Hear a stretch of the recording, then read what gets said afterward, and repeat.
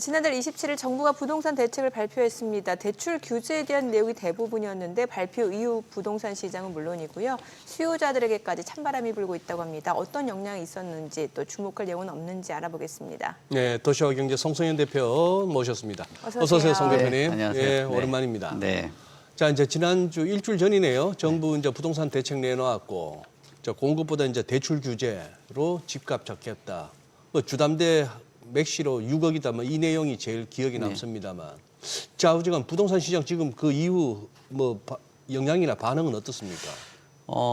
충격이 시장에 좀 크긴 하더라고요. 네. 그래서 실무적으로 뭐 이제 잔금이라든지 계약 과정 안에서 지금 혼란을 굉장히 좀 겪고 있고요. 그리고 의외로 이제 우리가 규제책을 밸런스들을 많이 갖거든요. 보통 이제 거래를 조금 누른다든지 또는 세금으로 조정을 한다든지 또는 이렇게 대출에 대한 금융을 가지고 또 컨트롤을 하는데 네. 이 밸런스가 세금을 가지고 규제를 하지 않겠다라고 하다 보니까 이 금융 쪽으로 소위 몰빵을 해버린 규제. 그러니까 규제의 강도가 굉장히 강하다라고 볼 수 있을 것 같아요. 물론 이제 이런 아마 지금 변동률이나 이런 부분에 대해서는 아마 굉장히 변동률이 낮아질 가능성이 좀 크다라고 보는데요. 지금 보시면은 서울은 0.4% 정도가 매매 가격에 대한 그 변동률이 나타나고 있잖아요. 그러니까 경기라든지 뭐 지방권 대비했을 때 압도적으로 높은 그런 수준이거든요. 특히 우리나라는 좀 독특하게 해외는 저렇게 이제 바닷가 주변 쪽으로 집값들이 강세인데 우리나라는 뭐 경부고속도로라든지 좀 내륙적으로 중심 쪽으로 주택 가격이 서울하고 연결이 되어 있다 보니까 가격이 좀 강세 있는 흐름들이 나타나고 있는데 그중 안에서도 서울이 가격을 좀 주도를 하고 있고 주도를 뭐 넘어서 압도를 하면서 가격이 올라가고 있는 상황입니다. 지금 22주 정도 상승세가 유지가 되고 있는 흐름 안에서 아마 이제 뭐 상승폭은 이런 대출 규제가 강도가 굉장히 높았기 때문에 점진적으로 좀 떨어지지 않을까라고 보고 있고요. 뭐 일각에서는 지금 대출의 한도를 줄이다 보니까 서울 외곽 쪽에 이제 주택가격이 좀 저렴한 지역들을 중심으로 해서 풍선 효과가 나타나지 않을까라고 판단하시는 분들이 많이들 계시더라고요. 네. 근데 뭐 제가 보는 판단으로는 거래에 대한 그 규제 또 지역 규제가 있을 경우에는 풍선 효과가 다소 발생되는 경향들이 있는데 금융에 대한 그 뭐 규제가 있게 된다라면은 사실 상당히 좀 그 타격을 받는 곳들이 서울의 외곽 지역이거든요. 왜냐하면은 풍선 효과가 나타나고 나서 그 이후에 가격들이 뭐 한 20% 정도 빠지는 경험을 노동강이라든지 금강구에서 경험을 했기 때문에 일정 부분 학습 효과가 나타나서 이런 풍선 효과보다는 시장을 좀 관망을 하면서 오히려 중심권에 있는 지역들, 뭐 이런 지역들을 기다리고 있다가 매입을 하는 뭐 현금에 대한 그 여력들이 있거나 뭐 요즘 주식 참 좋더라고요. 거기서 좀 돈 좀 버셔가지고 집을 사시려는 분들 뭐 이런 분들이 많이 나타나지 않을까라고 보여집니다. 지금 그래프에서도 나오는 것처럼 상승률은 좀 둔화세가 전반적인 자치구에서 나타나고 있고요. 그리고 대출에 대한 한도들이 좀 줄어들었기 때문에 뭐 거래 취소, 계약 취소들, 그다음에 거래량 같은 경우는 상당 부분 둔화가 되면서 앞으로는 거래량이 예전에는 축소가 되고 가격이 올라가는 구조였다라면은 거래량도 좀 축소가 되고 가격도 좀 내려가는 그런 구조가 당분간 이어지지 않을까 그렇게 보고 있습니다. 네.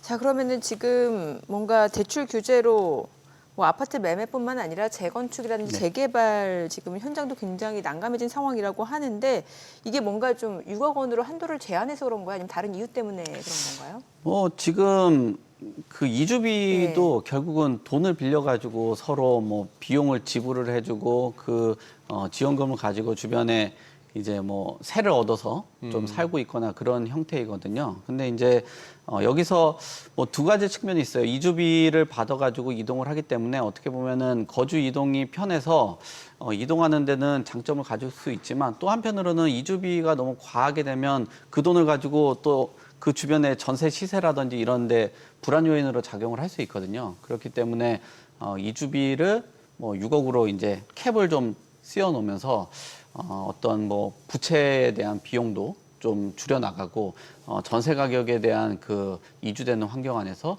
줄여나갈 수 있는 그런 방향으로 가져올 수 있다라고 보여집니다. 다만 이제 우리가 현실적으로 또 느껴야 되는 거는 가계부채나 전세 가격의 안정에는 도움은 줄 수 있겠지만 저 비용들이 지금 재건축 재개발 사업하면서 굉장히 비용이 많이 늘어났단 말이에요.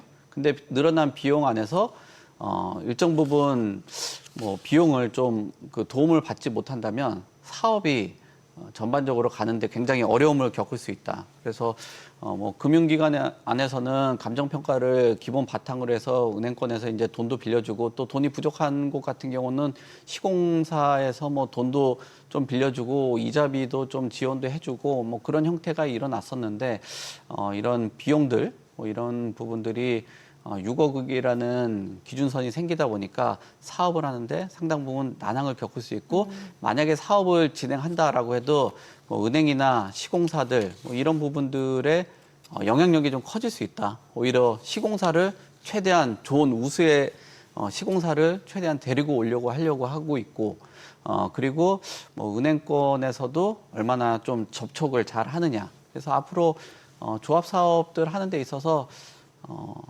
뭐 조합원도 조합원 나름의 역할도 있겠지만 저렇게 비용이 늘어나면서 아마 조합장들의 역할들이 굉장히 좀 무거워지고 커지고 그리고 견제가 많이 되는 그런 현상까지도 나타날 수 있겠다 그렇게 보여집니다. 예. 오늘 이 하모니 시간이 뒤로 많이 밀렸습니다. 앞에 항상 방송 시간이 짧다고 생각하는 두 분이 막 나오시기도 하고 전화 연결도 되고 하다 보니까 쭉쭉 나갈까요? 아니 그냥 이걸 갖다가 이 시간에 다 얘기해 주셔야겠어요. 네. 재건축 초과 이익 환수제 제초안 네. 요거 이제 폐지될까 안 될까 굉장히 주목했는데 네. 결국 부과된다 그랬고 네. 이것도 약간 부동산 시장 입장으로 부동산 시장에서는 악재라면 악재고 네. 요거는요. 뭐죠 이게 재건축 재개발 단지 조합원들에서 이제 소유주가 소유권 이전 조건부 전세 대출 금지 네. 뭐 요 얘기도 나오던데 같이 묶어서 한번 설명해 주시면. 네, 우선 그 재건축 초과이익 환수에 대한 그 폐지 얘기들은 시장에서 많이 나오고 있었는데 사실 뭐 저 개인적으로 봐도 그 폐지까지는 어렵다라고 생각들을 많이 했어요. 왜냐하면 뭐 글로벌 트렌드 자체는 개발하는 그 과정 안에서 많은 사람들에 대한 그 피해도 좀 발생된다라는 뭐 생각들을 하거든요. 뭐 예를 들면은 아파트를 질러갈 수 있는 것들을 뭐 아파트가 완성이 되고 나면 하나의 성을 쌓게 되다 보니까 사람들이 이렇게 돌아가게 되고 또 돌아가는 그 과정 안에서 뭐 배기가스도 발생되고 거기에 나가는 비용들이 많이 발생된단 말이에요. 그러다 보니까 이 개발 과정 안에서 뭐 그 조합원들이 벌어가는 수익을 일정 부분 환수를 해야 되겠다라는 생각들을 하는데 다만 이 금액에 대해서는 얘기들이 많았거든요. 그래서 예전에 한 3천만 원 정도 됐던 비용들을 뭐 1억 얘기도 나오고 뭐 5천 얘기도 나오고 뭐 8천 얘기도 나오고 9천 얘기도 나오고 다양하게 나왔었습니다. 근데 실질적으로는 이제 한 8천만 원 정도의 그 내용들로 이제 어느 정도 그 법안이 좀 발의가 돼서 아마 이런 형태로 통과될 가능성이 있다라고 보는데 여기서 문제는 뭐냐면은 지금 서울에서 담당하고 있는 공급들이 한 80에서 한 90% 정도는 그 이런 정비 사업을 통해서 나오거든요. 예. 근데 우리가 익숙하지가 않단 말이에요. 시장에서 어떤 뭐 이런 환수에 대한 금액들이 숙성이 된다라면 도움이 될 수 있겠지만 당분간은 좀 충격으로 오면서 또 소위 이게 뭐 국가 재정에는 도움이 될 수 있고 하긴 하겠지만 그래도 역시나 뭐 이게 뭐 불로소득이라는 입장도 있겠지만 또 그 지역을 오랫동안 30년, 40년 동안 지켜왔던 조합원들로 인해서 그 지역이 글쎄. 어느 정도 발전된 역할도 그러니까. 있거든요. 예. 그런 것들도 같이 감안을 해봐야 되는데 이걸 너무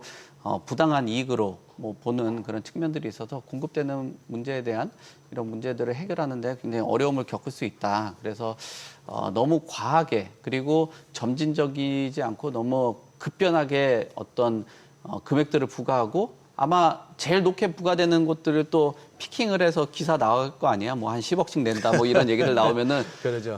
네. 그 전반적인 심리가 동요가 될 수 있기 때문에 이 부분들은 뭐 조금 더 시뮬레이션을 세부적으로 담아가면서 그리고 결국 이 초과이익에 대한 그 준공 시점과 기준 시점 뭐 조합 설립된 이후부터 이제 기산을 하다 보니까 그 부분도 약간 좀 다듬을 필요가 있다라고 보여지고요. 또 그 과정 안에서 개발하고 나중에 들어오는 과정에 보통 전세금을 가지고 우리가 잔금들을 많이 하는데 일단 소유권을 완전히 다 넘긴 다음에 그 전세를 놓으라고 하는 그런 구조다 보니까 뭐 예를 들면 이런 거죠. 한 10억 정도가 있는데 내 돈은 5억 있었단 말이에요.